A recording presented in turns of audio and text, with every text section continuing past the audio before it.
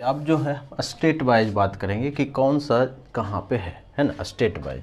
जैसे हम पहले शुरुआत करेंगे बिहार से। तो बिहार में टोटल 3 है।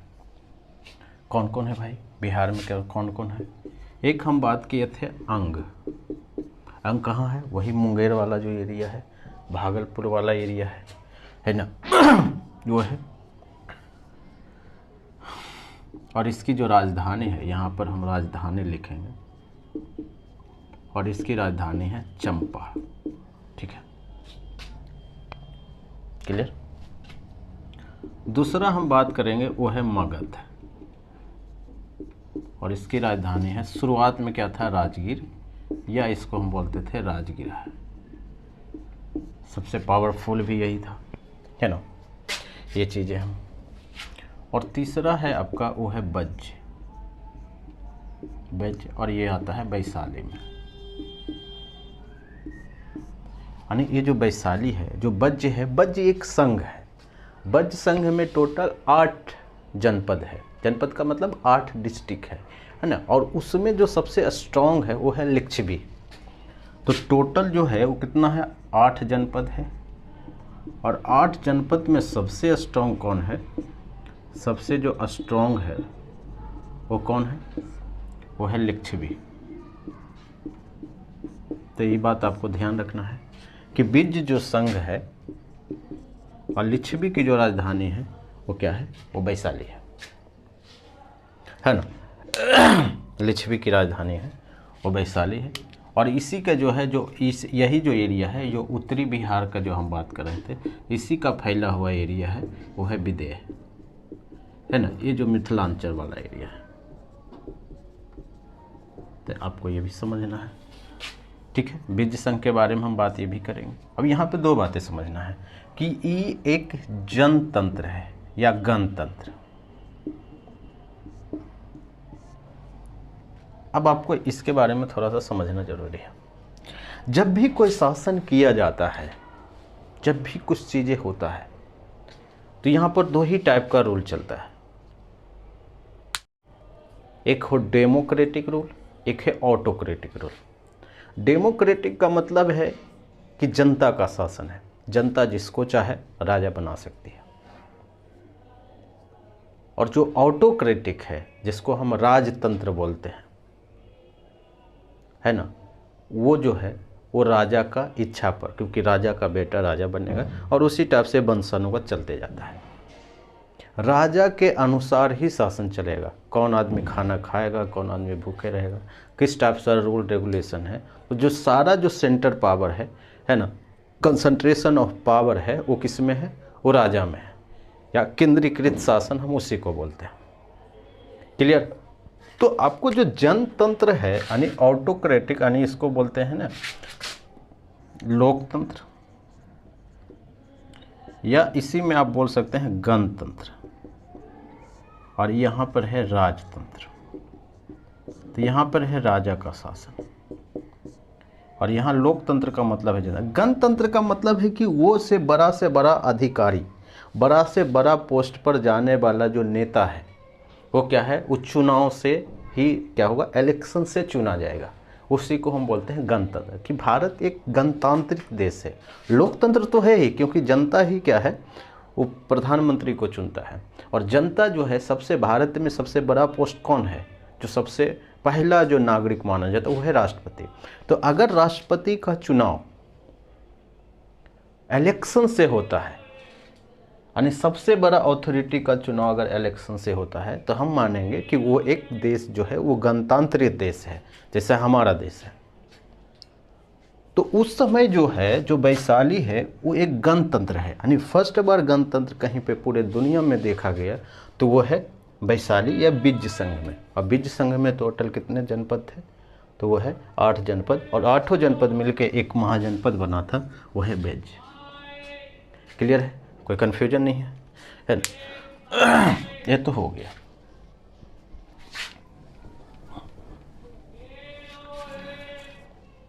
दूसरा हम आएंगे वो है यूपी, है ना, ये आप लिख लिए होंगे।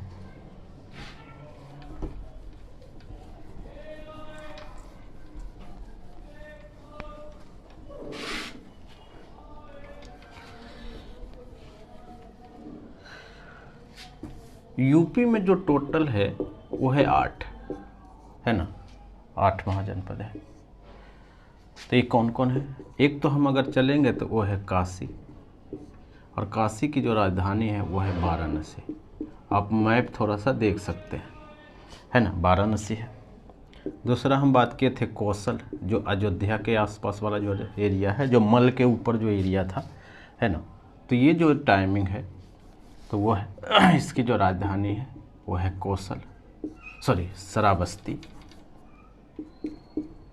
श्रावस्ती, है ना, या एक बस्ती जिला है, या इसी को हम बोलते हैं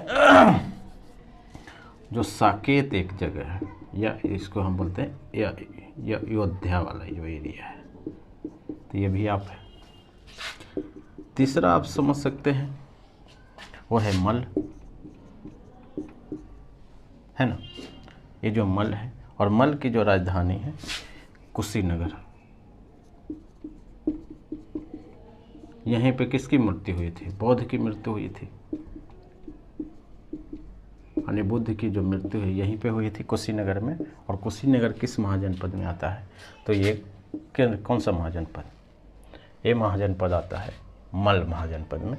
और ये आपको ध्यान रखना है कि मल भी जो है वो सेकेंड गणतंत्र है, सेकेंड गणतंत्र है, यानी 2 गणतंत्र है हमारे देश में उस समय था महाजनपद काल में, या 6वीं सदी, यानी 6वीं शताब्दी BC में, है ना, 6वीं सदी BC में जो है वो 2 महाजनपद है ना, जो गणतंत्र है। बाकी सब क्या था? वो राजतंत्र है, राजा के द्वारा चलता था।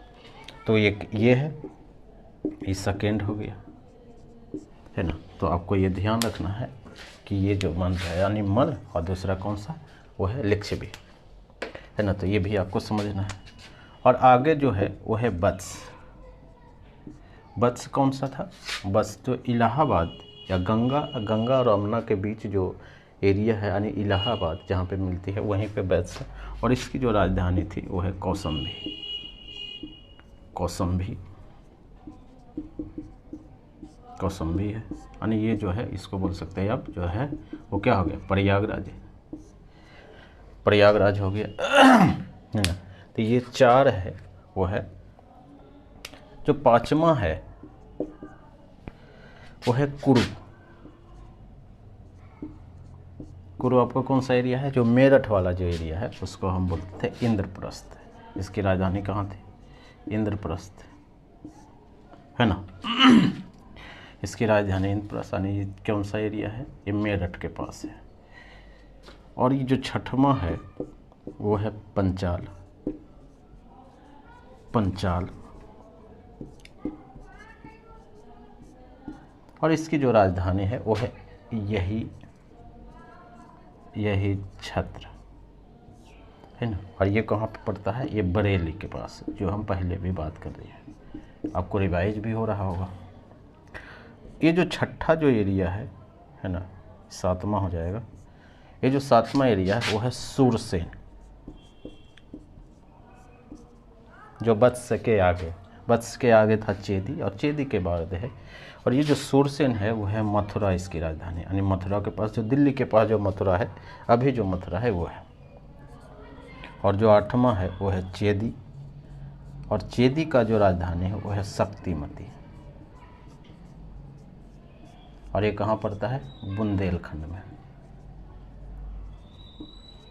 आपको पता है बुंदेलखंड, बाघेलखंड, ये सब जब आप मैप में पढ़ेंगे तो आपको समझ में आएगा। यूपी में है बुंदेलखंड।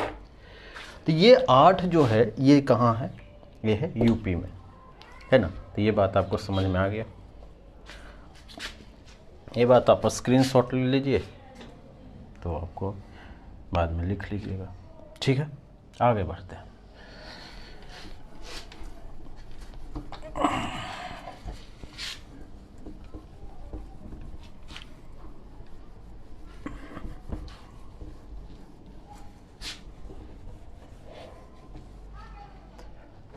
अब जो है वो है MP, यानी अब जो बचा है वो है अवंती। और अवंती कहाँ है? वो है MP में, है ना, ये MP में है।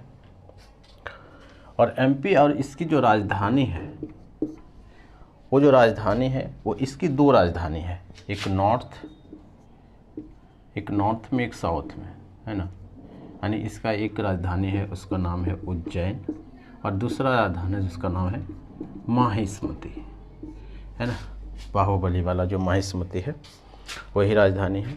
और ये जो एरिया है आपको पता है कि मलबा वाला जो है, मलबा का पठार, मेवाड़ का पठार, वहाँ पे उसी एरिया में है। जब आप मैप पढ़ेंगे भारत के बारे में आपको पता होगा तो इस एरिया के बारे में बात हो रहा है। एमपी में मात्र एक ही है। दूसरा हम बात करेंगे, एमपी तो हो गया। मत्स्य है, उसका राजधानी है राजस्थान, सॉरी ये राजस्थान में पड़ता है और इसका जो राजधानी है उसका नाम है विराटनगर। मैच करने के लिए आ जाता है, ध्यान रखिएगा, ऐसे ही नहीं लिखा है। ये जयपुर में है। और एक जो तीसरा है वो है अस्मक। अस्मक कहाँ है? वो आंध्र प्रदेश के आसपास है ना। जो साउथ में मात्र एक ही है जो है वो ये है और इसकी राजधानी है पोतन या पोटली, है ना। ये इसकी राजधानी है। और उसके बाद है आपको एक दो गो जो हम बात किए थे वो बाहर में है, भारत से बाहर। वो कौन सा है? वो है गंधार। गंधार की जो राजधानी है वो है तक्षशिला और दूसरा है वो है कम्बोज। ये जो राजधानी है वो है तक्षशिला। और तक्षशिला कहाँ है? तक्षशिला है आपका वही रावलपिंडी वाला जो जो एरिया है, पेशावर वाला जो एरिया है। और दूसरा है कम्बोज। कम्बोज का मतलब है राजपुर या इसी में है हारक। ये भी कहाँ पड़ता है? ये पड़ता है आपका कश्मीर के आसपास जो एरिया है उसमें। तो यहाँ पे क्या समझना है? यहाँ पे टोटल हो गया। तो ये है दो गो तो बाहर है। तो यहाँ पे अगर समझना है कि टोटल महाजनपद है 16 है। 16 में 3 तो है बिहार में, 8 है यूपी में, है ना, 1 है एमपी में, 1 है राजस्थान में, 1 है आंध्र प्रदेश में और 2 जो है वो भारत से बाहर है। ये है। और ये 3 कहाँ है? ये है बिहार में, ये है यूपी में, ये है एमपी में, 1 है राजस्थान में और 1 है कहाँ? आंध्र प्रदेश में, है ना। तो ये जो एरिया है अगर आप टोटल जोड़ेंगे तो ये टोटल है ये 16, है ना। तो यही चीज़ें हैं कि ये जो महाजनपद है आप एक बार 2 बार आप पढ़ लीजिएगा, ताकि आपको जब हम भी बात करेंगे कि किसी जगह का बात करेंगे तो आपको नया नहीं लगना चाहिए, है ना। अवंती को जीता, बज्जी को जीता, क्या है, कहाँ पे है, तो ये सारी बातें आपको पता होना चाहिए। बस आगे जब हम पढ़ेंगे बौद्ध धर्म, जैन धर्म, तो आगे मगध भी पढ़ेंगे तो सारा चीज़ें आसान लगेगा। ठीक है, थैंक यू।